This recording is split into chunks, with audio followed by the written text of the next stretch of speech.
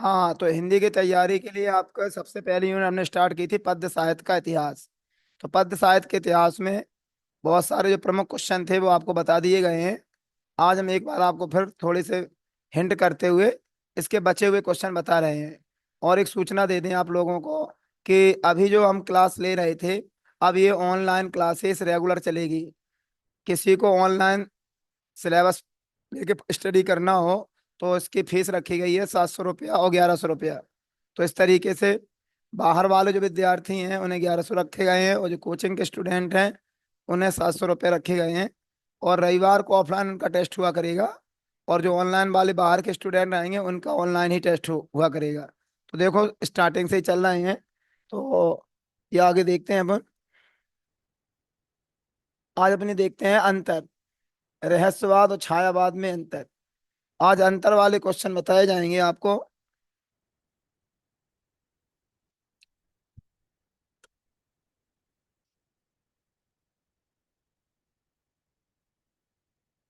तो बहुत ही अच्छा क्वेश्चन है, रहस्यवाद और छायावाद में अंतर। तो रहस्यवाद में क्या है, चिंतन की प्रधानता रहती है और इसमें कल्पना की प्रधानता रहती है। जो छायावाद में जो रचनाएं लिखी गई हैं उनमें कल्पना की प्रधानता है, और छाया और तुम्हारे रहस्यवाद में चिंतन की प्रधानता है। रहस्यवाद जो है उसमें ज्ञान, यहाँ पे ज्ञान है।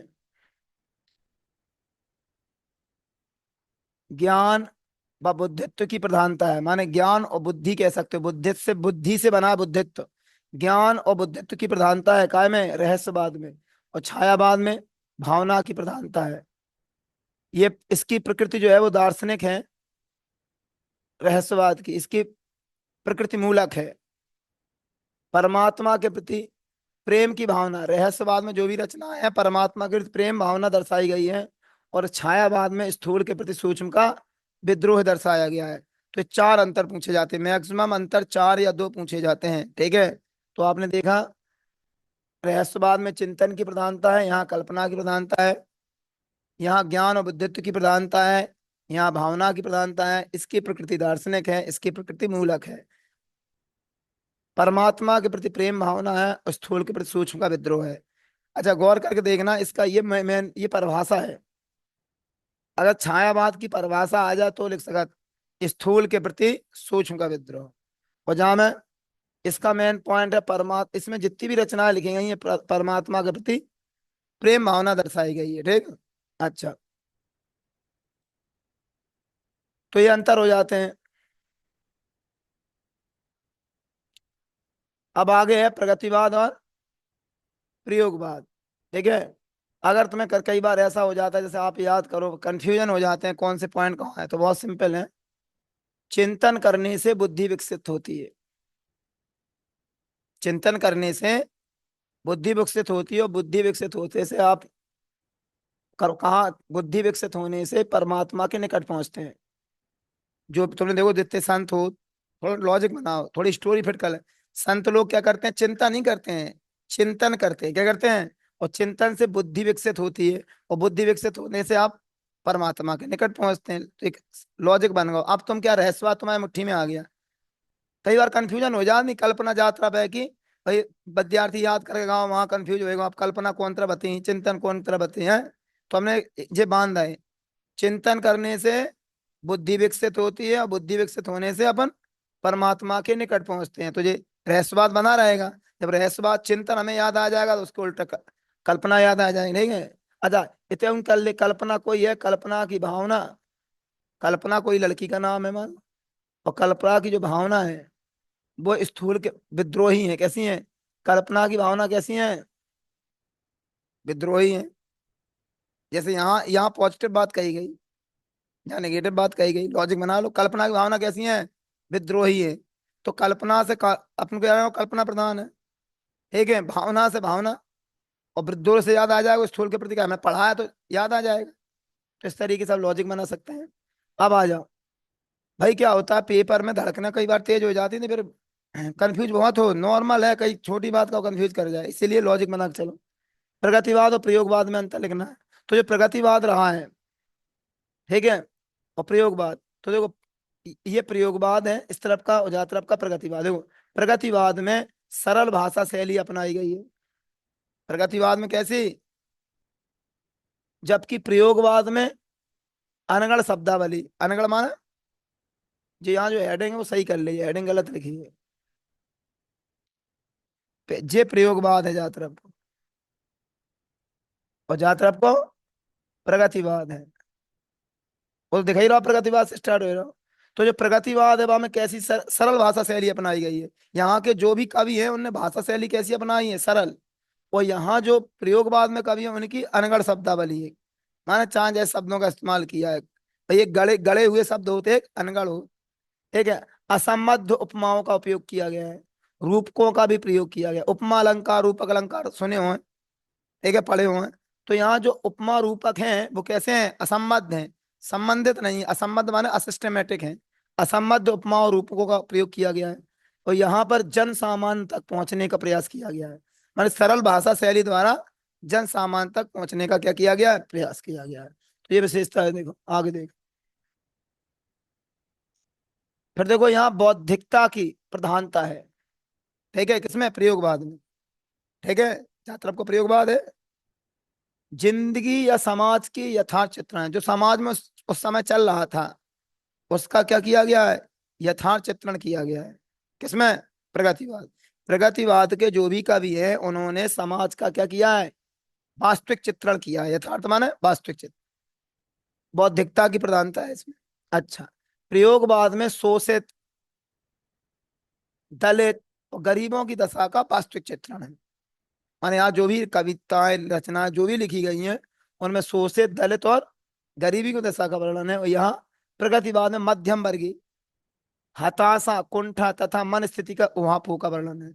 माने यहाँ जो मध्यम वर्ग लोग हैं, और ये गरीब हो, गरीब दलित हो, तो यहाँ की रचना, यहाँ जो टारगेट रखे गए वो को रखे गए, गरीब दलित शोषित।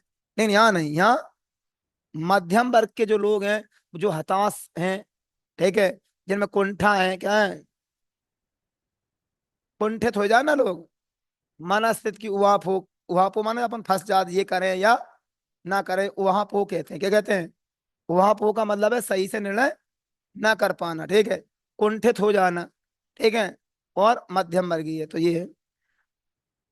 प्रयोगवाद में व्यक्तिवाद की प्रधानता है, कैसे, एक कोई व्यक्तिवाद।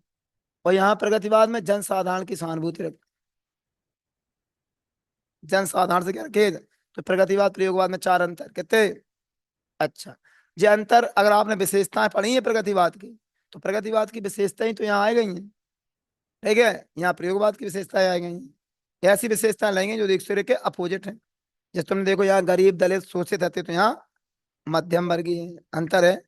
यहाँ भाषा शैली सरल आती तो यहाँ अनगढ़ आती, ऐसे है। इधर लोकगीत और नवगीत में अंतर। तो लोकगीत क्या होते हैं, लोकगीतों में सामान्य जनजीवन का सजीव चित्रण हो। तुम देखो जैसे अपन लोकगीत क्या होते हैं, अपने अपने क्षेत्रीय भाषा में हो, ऐसी भाषा में, जैसे अपन होली वगैरह में तुमने देखो फाग, फाग गाते हैं, तो अपनी लैंग्वेज हो तो उनकी अलग ही हो है। और जैसे देख ले, जब अपने यहाँ नौ देवियों में जवारे वगैरह बहते हैं, तो माँ के जो गाने हो वो लोकल भाषा में हो, नहीं हो, माने वो हिंदी नहीं हो, क्षेत्रीय भाषा हो, ठीक है। तो भाई लोकगीत होते हैं, क्या होते हैं, लोकगीत। भाई लोकगीत ऐसे गीत जो लोक में प्रचलित हैं अलग अलग क्षेत्रों में, ठीक है। लोकगीतों में सामान्य जनजीवन का सजीव चित्रण हो। और जबकि नवगीत में का अपने युग के परिवेश को प्रस्तुत करना है। तो नवगीत हो तो अपने युग को प्रदर्शित कर, एक युग के बाद दूसरे युग में वो चेंज हो जात, परिवर्तित हो जात थोड़े बहुत। लोकगीतों में संगीतात्मकता का सहज प्रवाह होता है। माने जो ढोलक मजीरा इनके साथ संगीत की जरूरत है लोकगीतों में, काहे की संगीतात्मकता का सहज प्रवाह होता है जो श्रोता को आकर्षित कर लेता है। तुमने अगर सुने हो फाग वगैरह है, तो भीड़ भीड़ हो तो अपन लोग मन आकर्षित कराते हैं लोगों को। और ये क्या है, अभिव्यक्ति के सर्वत्र मौलिक, जब में ऐसा कोई वो वाली विशेषता इनमें नहीं है। इनमें अभिव्यक्ति में सर्वत्र मौलिकता दिखाई देती है, मैंने इन्हें अपनी बात कहने से मतलब है, आकर्षण करें या न करें से कोई लेना देना नहीं है। शंभुनाथ सिंह तथा सोम सोम ठाकुर, ये इनके दो नवगीत के वे हैं, ठीक है, एक शंभुनाथ से और दूसरे सोम ठाकुर है। अच्छा, तो ये हो गए तुम्हारे। अब बात आते हैं तार सप्तक की, जो अलग क्वेश्चन है, जो दो अंतर, जो दो तीन अंतर हमने बताए, तीन अंतर हैं, कितने हैं? इन्हें सबसे इंपॉर्टेंट कौन है? रहस्यवाद और छायावाद, प्रगतिवाद और प्रयोगवाद। ठीक है, नवगीत और वो कम आ सका, ठीक है, पढ़ ले अपन तो। अच्छा, जैसे नवगीत आ जाए तो नवगीत लिख दे, कब आ जाए नवगीत क्या है, लोकगीत क्या है, तो ऐसे यहीं से उठा के लिख देंगे हैं? लोकगीत वालों पूरा लिख दे, नवगीत अलग से परिभाषा आ जाए तो। तार सप्तक, ये क्वेश्चन आ जाता है, तार सप्तक से क्या आशय? तो तार सप्तक जो है सच्चिदानंद, हीरानंद, वात्सायन, अज्ञे, अज्ञे इनकी उपाधि है। कुछ भाई जो होते हैं उपाधि, अलग से निक नेम कह सका, उपाधि दे दी जाती है, अज्ञे कहा गया, क्या कहा गया? अच्छा, इनको वास्तविक नाम वात्सायन है, क्या है? फिर जो उनके पिताजी दादा को नाम जोड़ दो जात, जब पूरा नाम बनाओ जात तो उनको जोड़ दो जात। जैसे जिनके बाबा को नाम सच्चिदानंद, इनके पापा को नाम हीरानंद, इनको नाम बादशाहन, जी उनकी उपाधि है। ये पूरा नाम बन गया, सच्चिदानंद, हीरानंद, बादशाह, एक नाम थोड़ो है यहाँ तीन नाम है, कितने हैं? सच्चिदानंद, हीरानंद, वात्सायन, अज्ञे। अच्छा, कविता संग्रह है, जितार सप्तक कविताओं का क्या है? संग्रह है, जब एक कवि नहीं है, कई कवि हैं। ठीक है, इसका प्रकाशन कब हुआ? 1943। तथा दूसरे तार सप्तक का प्रकाशन कब हुआ? 1991 में। सन पूछ ली याद, ओटी में 100% आते हैं कि पहलो तार सप्तक कब हुआ? 1943 में, दूसरों कब हुआ? 1991। और ये है क्या? तार सप्तक। तार सप्तक वास्तव में कविता का क्या है? संग्रह है। कविता क्या है? और जहाँ कई कवियों ने अपनी अपनी रचनाएं लिखी हैं। अच्छा, जैसे कोको है, गजानन माधव मुक्तिबोध है, यहाँ इनकी रच कविताएं हैं। आगे है और भी है, मैंने दो नाम लिए हैं, ठीक है। चंपू काव्य क्या है? अलग से आ जा, छोटे छोटे क्वेश्चन आज। चंपू काव्य, चंपू काव्य क्या है? जिसमें गद्य और पद्य दोनों हों। ठीक, गद्य और पद्य मिश्रित रूप से प्रयोग किए जाते हैं, उसे हम क्या कहते हैं? चंपू काव्य कहते हैं। ठीक, जी गाँव पाक मतलब गप मत समझ लियो, नहीं तुम समझ ले कि चंपू काव्य में गप्पे नहीं जाते हैं। चंपू काव्य में गप्पे नहीं जाती हैं। गाँव को मतलब गद्य है और पा को मतलब पद्य, ठीक है। ये तो हाँ, तुम्हारी लॉजिक जरूर बन गई। चंपू काव्य में कहा गप दई याद, तो गप से याद आएगी, गद्य पद्य में से। अच्छा, काव्य का प्रचलन हिंदी साहित्य में अपेक्षा संस्कृत साहित्य में जो तुम्हारा जो चंपू काव्य है, बाको प्रचलन संस्कृत साहित्य में ज्यादा है। क्या में? मैथिली शरण गुप्त को सिद्धराज जो है वो एक चंपू काव्य है, क्या है? एक उदाहरण दो तो, सिद्धराज जो है चंपू काव्य है, कौन ने लिखो है? मैथिली शरण गुप्त ने लिखो है। तो ये उन्हें कहते हैं।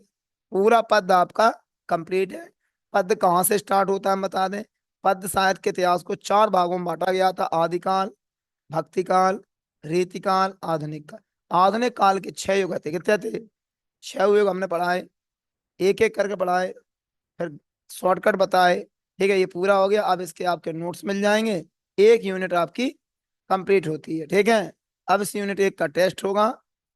ठीक है, तैयार करें। अब दूसरी यूनिट स्टार्ट करेंगे हम, गद्य साहित्य का इतिहास। ठीक, धन्यवाद।